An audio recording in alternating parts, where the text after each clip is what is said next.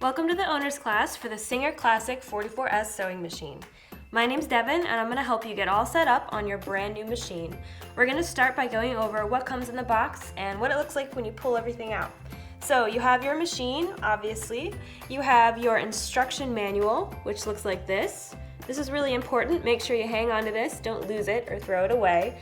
There's lots of useful information in here about how to operate and set up your sewing machine. You have the quick start guide, which is basically like a cheat sheet, so if you have to look up something quickly about threading or bobbin winding or anything about the basic setup. You have your foot control and your power cord. And if you open the storage compartment on your machine, you'll find the rest of your accessories. So there's some spare bobbins, needles, a few different feet, and some other things that we'll talk about in a little bit. We're going to go over how to thread your machine, how to wind a bobbin, how to get it set up, but let's start with a quick tour of the machine parts. We're going to start with something super easy and simple, and that's the power switch. If you reach around the right side of your machine, you can turn the power switch on. A light will come on, that's how you know your machine's on. Right below the power switch is the cord, so this is where the cord plugs into the machine.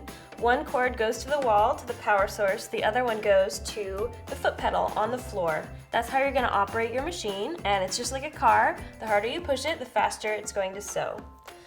Above the cord and power switch is the hand wheel. So you can go ahead and turn the hand wheel. You always want to think of turning the hand wheel towards you. It will make your machine just work better and be less cranky, and thread jams and things like that will happen a lot less often because the hand wheel is meant to only be turned towards you. The hand wheel is like the manual version of pushing the pedal. So if you turn the hand wheel and look over here on the other side of the machine, there's a silver hook that's bobbing up and down. This is called the take-up lever. So this will be important when we thread the machine. Moving to the top of the machine, there is a carrying handle. So if you need to carry or move your machine, you can use this. There's also a dial that's labeled tension. The tension refers to essentially the tightness of the stitches.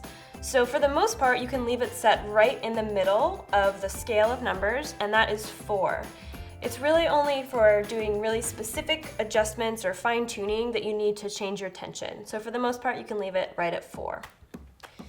Moving on down, here by the needle, you'll see a silver pronged piece. That's called the presser foot.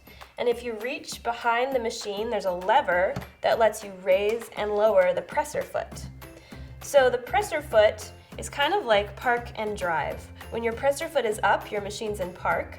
When you get ready to sew, you lower the presser foot and it presses the fabric down against the machine, and you can sew whatever you're going to sew. When you get to the end, you lift it to go back to park whenever you're finished sewing.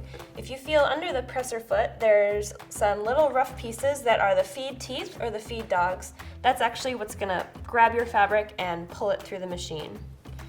Right in front of those feed teeth is the bobbin compartment, so this is where the bobbin's going to go. We'll get to that in a little bit.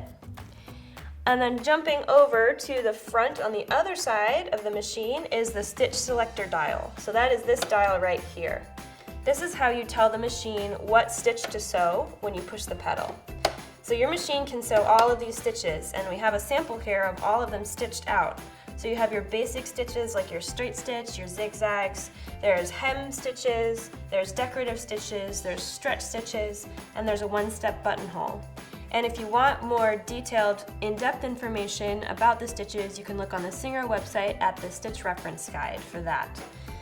So this is the control panel, if you can think of it that way, for your stitches. Above that is the stitch length dial. So this is how you control how long the stitches are.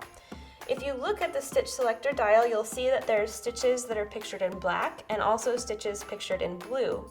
To access the blue stitches for any setting, you would change the length dial to the blue S1. That's going to give you access to all of the blue stitches on the stitch selector dial. Jumping up to the top of the machine, you have your stitch width dial. So this is how you control how wide your stitch is going to be.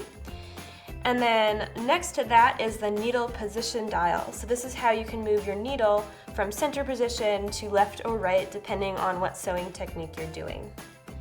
And finally, we have our reverse button or lever, which is this lever right here. This is how we sew backwards, so we're going to use this to help secure our stitching when we sew. So that does it for the tour of the machine parts. Let's get started setting it up by winding a bobbin.